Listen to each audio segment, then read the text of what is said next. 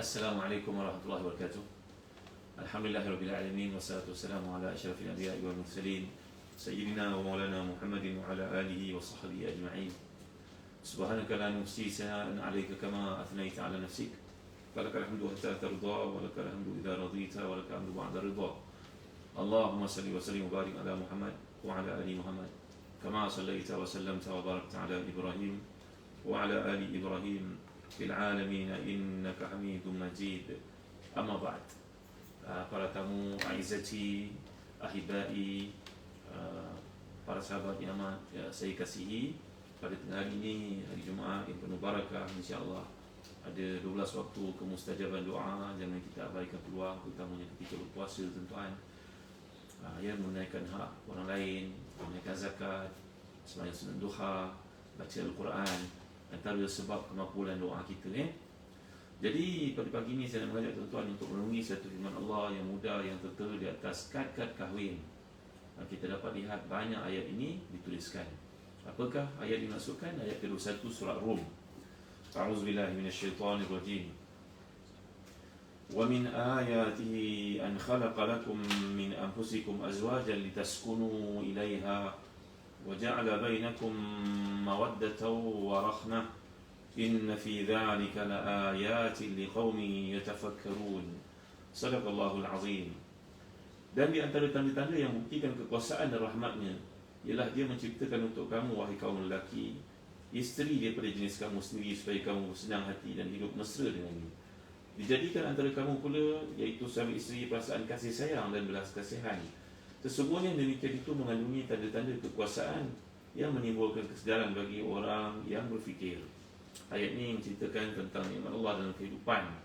Satu daripadanya iaitu nikmat hidup berpasangan, menyempurnakan satu sama lain. Kalau kita lihat dalam surah Al-Baqarah pula, Allah menggambarkan hunna libasul lakum wa antum libasul lahunna.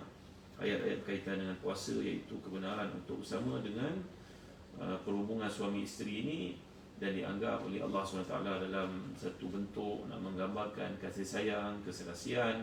Maka kewujudan pasangan kita umpama pakaian pada kita. Pakaian hunna libasul lakum wa antum libasul lahunna. Isteri adalah pakaian untuk kamu dan kamu pula adalah pakaian buat mereka. Jadi nak menggambarkan bagaimana lengkapnya kehidupan itu bila ada pasangan yang mencantikkan kita, bagaimana baju memperkemaskan kita untuk pergi ke event, pergi kerja dan sebagainya. Ayat ini tuan-tuan simple saja. Allah menggambarkan bahawa kewujudan pasangan ini adalah untuk mewujudkan taskunu, sakinah, iaitu ketenangan. Kalau kita belajar bahasa Arab, perkataan sakana yaskunu sukun. Apa maksud sukun? Bukan buah sukun tau. Ialah buah sukun pun Nabi berbahasa Arab agak ini.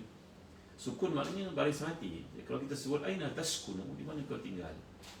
Aina taskunina. Maka perkataan sakana yaskunu tu merujuk pada tempat tinggal, tempat kita lihat. Orang putih pun kata no place like home. Tempat macam mana enak pun kau pergi merantau, kau tentu nak balik ke rumah. Walaupun rumah kau zuhud, rumah kau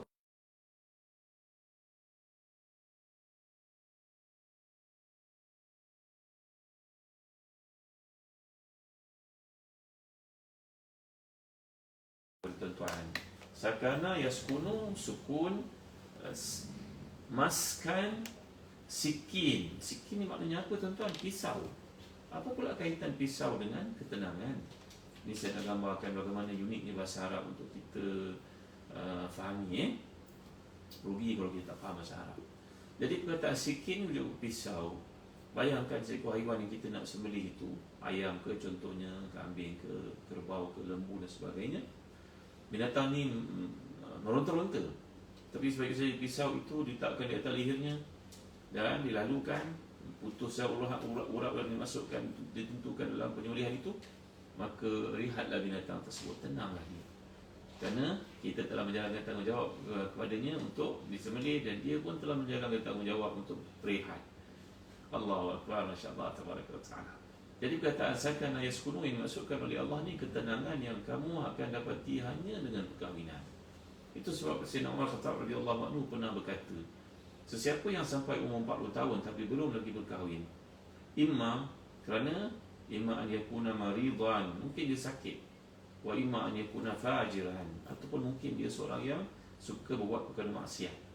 Maknanya 40 tahun tu menjadi satu waktu yang sepatutnya seorang itu telah memperlengkapkan kehidupannya dengan berkahwin. Ataupun mungkin dia sakit, maka dia tidak boleh berkahwin mungkin. Tapi kalau dia orang beriman, ada kemampuan, mesti dia berfikir untuk melengkapkan hidupnya. Kerana gambaran Allah ke ayat ini menunjukkan kepada ketenangan, kebahagiaan, keseronokan, kelapangan hati, ketenangan fikiran. Dan rumah pula dipanggil sebagai maskan, iaitu tempat untuk wujudnya ketenangan. Subhanallah, Masya Allah. Kita belajar satu ayat yang penting daripada Al-Quran yang tertera di atas kad kahwin sudah sekian lama sebenarnya. Lebih lanjut daripada itu tuan-tuan, Allah menggambarkan dalam ayat ini supaya adanya kasih sayang di antara kamu. Kalau kita belajar perkataan bahasa Arab, mawaddah dengan rahmah ini dua perkara yang berbeza.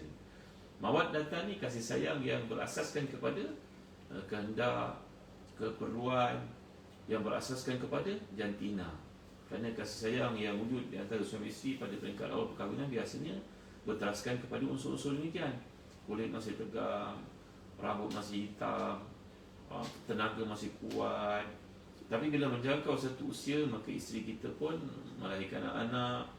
Kemudian keadaan kesihatan salah seorang pun mungkin akan terjejas. Kalau tak isteri, mungkin suami. Allahu Akbar, Masya Allah, Tabaraka wa Ta'ala. Kadang-kadang sampai kepada peringkat suami itu nyanyuk. Kita berdoalah banyak-banyak kepada Allah tuan ni, supaya jangan sampai kepada umur nyanyuk. Kerana ia bukan saja menukarkan orang lain, tapi dia menyukarkan diri kita juga sendiri sebenarnya. Ya, antara doa Nabi sallallahu alaihi wasallam, Allahumma inni a'udzubika min hammi wal hazan wa a'udzubika min ajzi wal kasal wa a'udzubika an urad ila ardhalil umur. Ya Allah, selamatkan aku daripada sampai kepada umur nyanyuk yang pada waktu itu akan mengakibatkan menukarkan diri aku dan orang keliling aku umpamanya. Jadi tuan-tuan yang mulia sekalian, ayat ini menggambarkan bahawa kasih sayang wujud di antara suami isteri ini berterusan. Walaupun badan telah pun dimamah dengan usia, betul ke ayat saya? Rambut sudah pun tidak hitam macam dulu-dulu, tetapi kasih sayang kita tetap wujud. Kita tengok ayah ibu kita kat kampung contohnya, dia salah seorang sakit, yang seorang tabah menjaganya. Kadang-kadang suami itu bawa beg urine bag, pergi ke sana kemari, maka isteri yang teman bawa ke hospital, tolak atau wheelchair. Kerana kasih sayang pada usia itu bukan lagi berteraskan kepada keperluan biologi, seksual dan sebagainya, tapi kasih sayang pada masa itu sudah pun bersifat menjalankan tanggungjawab. Ia melihat kepada anak-anak yang dilahirkan, masing-masing dah berkarier contohnya, maka timbullah rasa dalam diri sayang yang tidak bertepi, umpama lautan yang luas. Allahu Akbar, Masya Allah, Tabaraka wa Ta'ala. Ada pengalamannya, orang tua lelaki ni bawa urine bag ke dalam rumahnya, kadang-kadang terlupa pula nak katuk, nak tutup bahagian bawahnya. Melilih satu rumah. Isteri pula pada itu bukanlah sihat sangat, tapi mengenangkan jasa suami sepanjang 50 tahun, 60 tahun berkahwin. Maka sisi tabah menjaga, mengelak balik rumah mak. Sian, mak buat apa tu mak? Tengah lap lantai nak, tadi ayah kau ni terlupa pula tutup beg kencingnya. Tengok tu tuan-tuan. Ataupun sebaliknya. Allahu Akbar, Masya Allah, Tabaraka wa Ta'ala. Macam kisah-kisah orang bijak bercerita lah. Seorang lelaki pergi menziarahi isterinya yang sudah pun ditimpa penyakit lupa. Di hospital orang berpenyakit lupa. Tiap-tiap hari dia pergi tanpa gagal, mesti pastikan pergi breakfast dengan isterinya itu. Ini cerita bukan berlaku kat negara lain, tuan-tuan, bukan negara kita agaknya. Jadi saya baluaskan dalam media sosial itu. Maka orang mau bertanya pada suami ni, itu isteri kamu je, tapi dia tak kenal kamu pun. Dia pun tak peduli kamu datang makan dengan dia, dia senyum tak menentu, tak layan kamu pun. Maka suami itu berkata dengan penuh kepasrahan, madailah saya kenal dia. Allahu Akbar. Kalau kita dengar pun boleh meleleh air mata, tuan-tuan ni. Inilah bahannya perkataan yang Allah gunakan dalam Quran itu, mawaddatan wa rahmatan. Mawaddatan datang dari perkataan wuddun, wa rahmatun datang dari perkataan rahimun. Kasih sayang berasaskan kepada satu seolah-olah macam darah daging, tuan-tuan ni. Walaupun suami dan isteri itu bukan daripada keturunan yang sama, tapi bila dah lama berkahwin, kadang-kadang kita tengok wajah isteri dengan suami itu lebih kurang sama aja. Keserasian luar biasa. Ya, seperti kata pakar motivasi Datuk Dr. Muhammad Fadilah Kamsah dalam kajian beliau, Hafizahullah, bahawa orang ni makin lama dia berkahwin, makin serasi wajahnya. Walaupun suami dia benua lain, isteri pun dia benua lain. Tengok tu perkataan yang Allah gunakan, mawaddatan wa rahmatan. Baik tuan-tuan yang Allah sekalian, saya daripada kepentingan kita memahami dalam konteks tafsir ayat ini, kasih sayang berlanjutan yang berlaku di antara suami isteri itu, walaupun mungkin mereka telah pun dibezakan oleh penyakit ataupun salah seorang daripada mereka diuji dengan masalah kesihatan, tetapi kasih sayang itu tak bekalan, kerana paksinya adalah mawaddatan wa rahmatan. Rahmah itu kasih sayang kerana tanggungjawab, kasih sayang kerana memikirkan pengorbanan pihak yang satu lagi yang tak wajar diabaikan. Maka tuan-tuan rahmati dan dikasih sekalian, saya nak ajak tuan-tuan sebenarnya satu perkara yang sangat penting dalam hidup. Di samping kita belajar tafsir, kita belajar bahasa Arab. Tadi saya sebut perkataan sakana, yaskunu, maskan, sikin, semuanya bermuarakan kepada huruf sin, kaf, nun. Ini fi'il thulatsinya. Sakana, wazan dia fa'ala. Allah, apa pula wazan Ustaz? Ini acuan kata. Kalau kita belajar bahasa Arab, kita kena tahu acuan katanya. Kalau perkataan masjidun, masjidun maknanya dari perkataan sajadah, sin, jim, dal. Masjid tempat sujud. Kalau sajadah berarti kapet tempat kita bentangkan untuk sembahyang di atasnya. Tapi kalau perkataan sajid, as-sajidun, semua berasal dari perkataan sin tambah dengan jim tambah dengan dal, iaitu sulasi. Ini fi'il sulasi mujarradnya, iaitu sin, jim dengan dal. Tuan-tuan, belajar bahasa Arab ni memanglah satu mujahadah tuan ya, kerana dia berkaitan dengan kefahaman ibadah. Maka bila kita nak belajar bahasa Arab ni, banyaklah kekangannya, halangannya, ujiannya. Memanglah dalam hidup ni ada banyak, selagi kita hidup tuan-tuan ni merupakan darul ibtila, maka dia merupakan satu waktu untuk ujian. Ujian lah, maknanya kita perlu pada pengorbanan untuk mengatasi ujian tersebut. Seorang pegawai kerajaan yang nak mencapai skala tertentu dalam perkhidmatannya, dia kenalah dipostingkan jauh, kena ikuti kursus, kadang-kadang hujung minggu, kadang-kadang macam-macam tanggungjawab, sehingga dia layak sampai ke pos yang tertentu. Anak kita nak masuk ke universiti, mereka akan mengalami peperiksaan penting dalam hidupnya, SPM contohnya. SPM tu banyak pengorbanan yang kita keluarkan, wang ringgitnya, hantar ke asramanya, apa dia perlukan semua kita sediakan, tuitionnya lagi. Tuan-tuan, itu semua pengorbanan.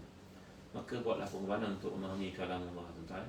Alangkah ruginya kita hidup di atas muka bumi ini, sebahagian daripada kita menguasai bahasa orang putih, macam orang putih, lebih daripada orang putih lagi.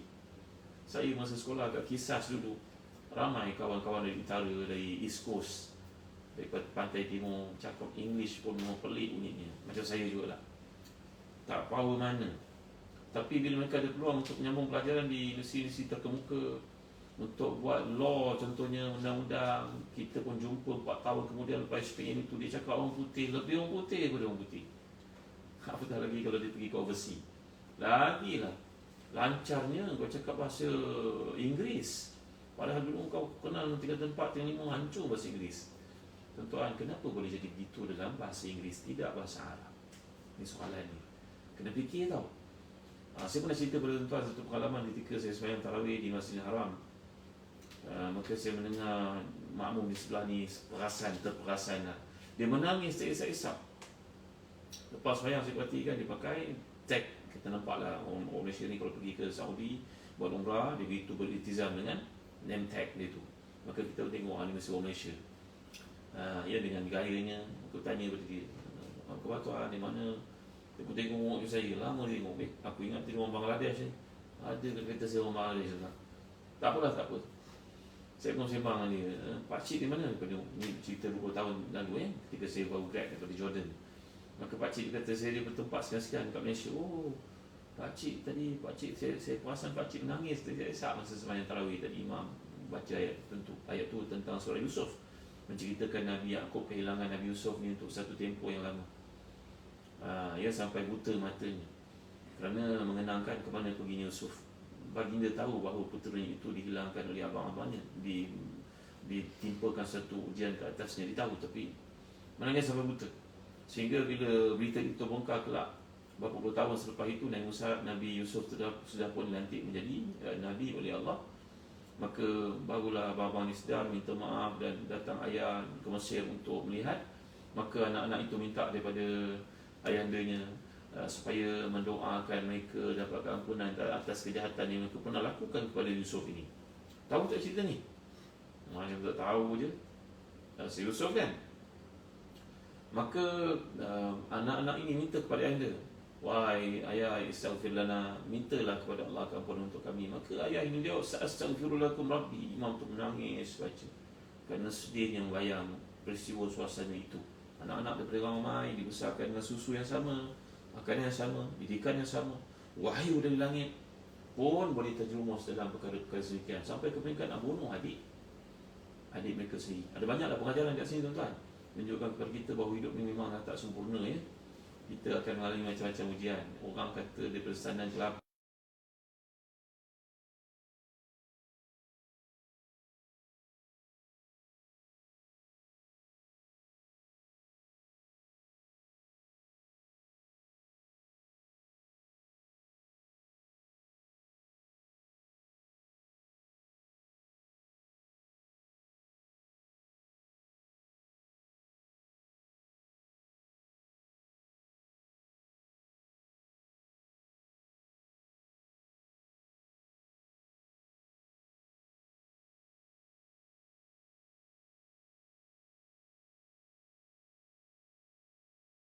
nangis itu batal ke semayang. Ada beza tu. Tapi saya yakinlah pakcik kat sebelah ni dia nangis kerana syahdu agaknya, sedih agaknya, sayu agaknya. Jadi tuan bayangkan kalau dia faham bahasa Arab tuan. Kalau pakcik ni faham bahasa Arab, tentulah lebih terisak-isak tangisannya kan. Cuba tuan-tuan bayangkan tuan-tuan berada pada situasi itu. Tuan-tuan tak faham bahasa Arab, tuan-tuan nangis. Apatah lagi kalau tuan-tuan faham bahasa Arab. Ini dia yang saya nak timbulkan pada tuan-tuan ni. Jadi pendek ceritanya, alhamdulillah dalam musim PKP yang dulu kita semua berehat kat rumah. Ujian tak boleh nak pergi kerja ya. Saya pun duduk menghatikan pengalaman pribadi saya, maafkan saya tuan-tuan ni. Anak-anak saya pun belajar bahasa Arab di sekolah, tapi penguasaannya amat tidak memuaskan. Maka saya pun ambil peluang untuk mencari apakah masalah sebenarnya, dengan with due respect lah kepada pembuatan silibus kerajaan, kementerian dan sebagainya. Kita tidak menafikan mereka telah buat yang terbaik, tapi satu unsur yang hilang dalam pelajaran bahasa Arab tempat kita ni tuan-tuan, unsur tahbibul lughah, mana mewujudkan rasa cinta kepada bahasa Arab itu. Ini yang belum timbul pada anak-anak kita barangkali, kerana dia tak tahu apa belajar bahasa Arab aku nak jadi doktor lah, apa bahasa Arab, aku nak jadi engineer lah, perlu apa bahasa Arab, besok aku gali tunnel engineering, aku bukan perlu bahasa Arab pun, aku jadi doktor gigi aku. Tuan-tuan, sebenarnya belajar bahasa Arab ni adalah kaitan dengan ibadah kan. Untuk kita faham warqah daripada Allah SWT, watiqah daripada Allah SWT, Al-Quran itu, supaya kita ada kemanisan beribadah kepada Allah. Dan mazhab Syafi'i meletakkan untuk sembahyang itu sah, mestilah kita faham bahasa Arab dalam konteks Al-Fatihah yang kita bacakan dan juga tahiyat akhir.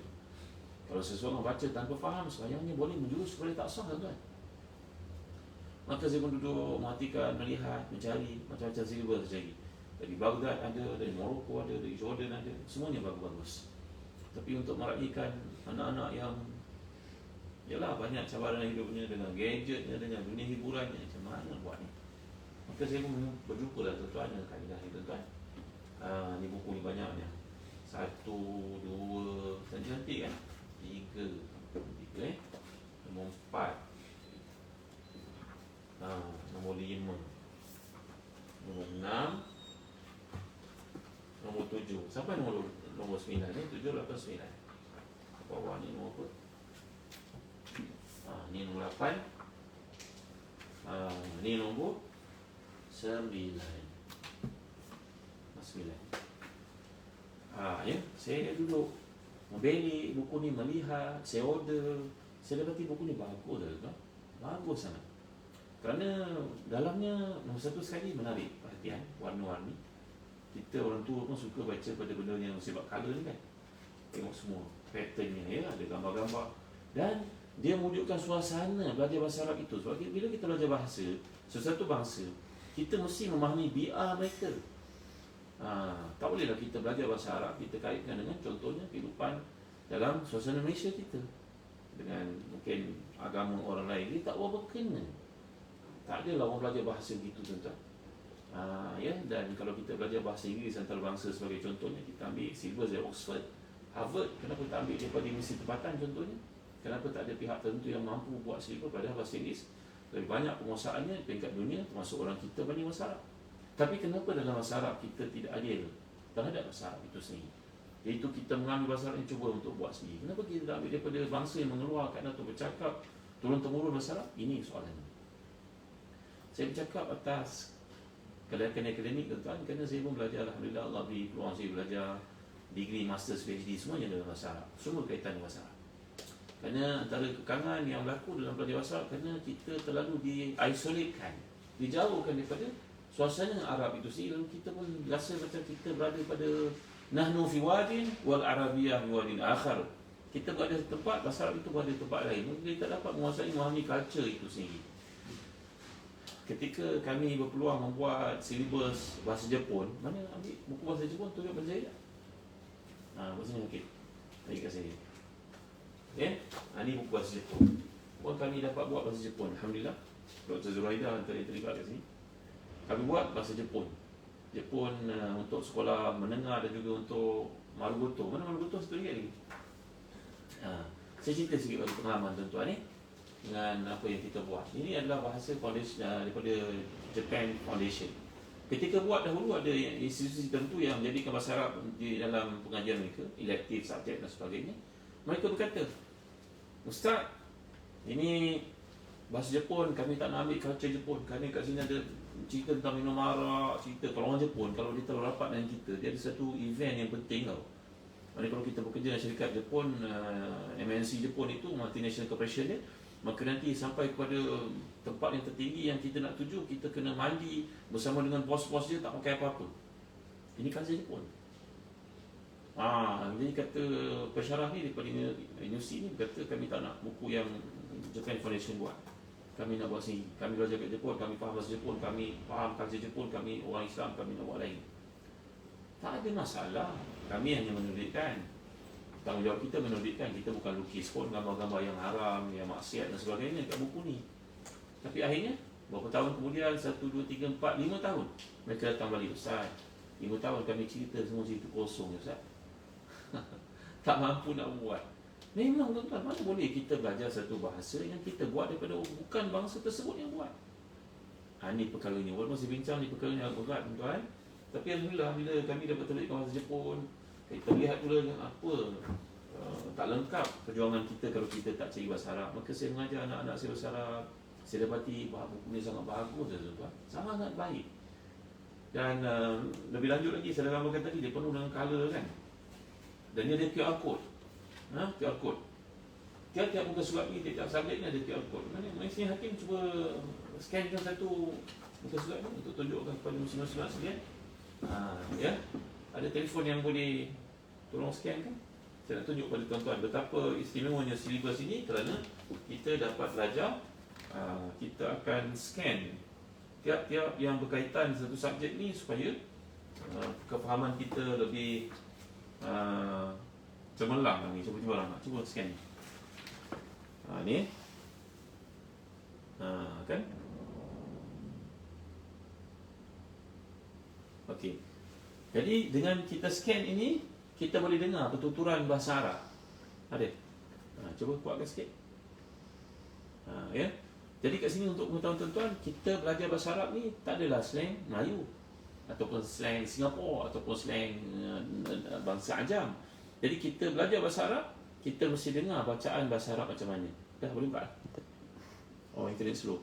Tapi untuk tuan-tuan, itulah dia kepentingan kita belajar yang merangkumi kemahiran mendengar, membaca, menulis, bertutur. Dan ayat ni pendek je tengok nama. Ni buku nombor apa? Nombor 4, walaupun nombor 4 kan. Atau tengok ada hiwar kat sini, muhadatsah, ada conversation. Kemudian ada ditunjukkan di bawah ni perkataan-perkataan sebut untuk kita belajar. Ya, macam matar, maknanya dia hujan, ghazir, lebat, syai, sesuatu, al-an, now, sekarang, contoh kan. Jadi bila kita belajar kat sini, terus berlaku pengukuhan kat bawah ni. Bayangkan tuan-tuan, kalau kita mengajar anak-anak kita ataupun kita belajar sendiri bahasa Arab dengan guru yang berkemampuan, insya-Allah saya telah buat uji kaji tuan-tuan, dan sekarang kita buat kerjasama dengan Universiti Terkemuka Malaysia untuk buat kajian. Boleh buka dulu. Ya, kita mendapati contoh di sini.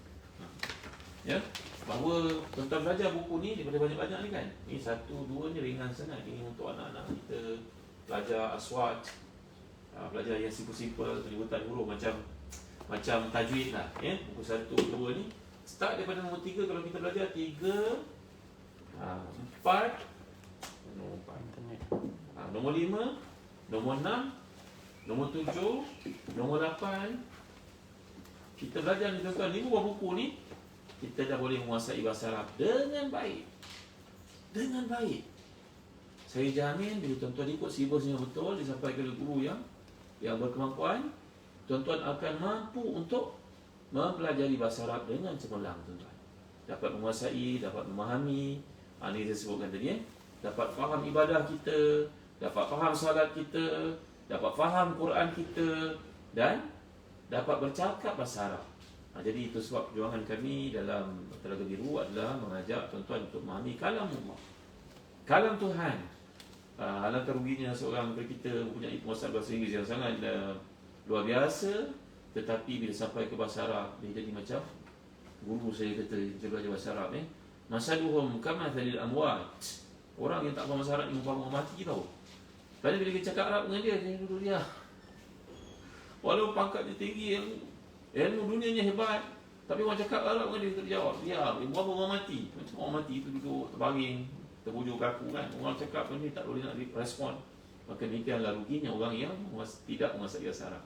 Tuan-tuan, jom kita di Telaga Biru sedang buat satu program mempelajari bahasa Arab secara pantas, efisien, tidak buang masa. Kita tak perlu nak start kereta pergi belajar jauh-jauh. Mungkin itu mujahadah yang tinggi, tapi dalam musim Covid ni banyak aktiviti kita terhalang.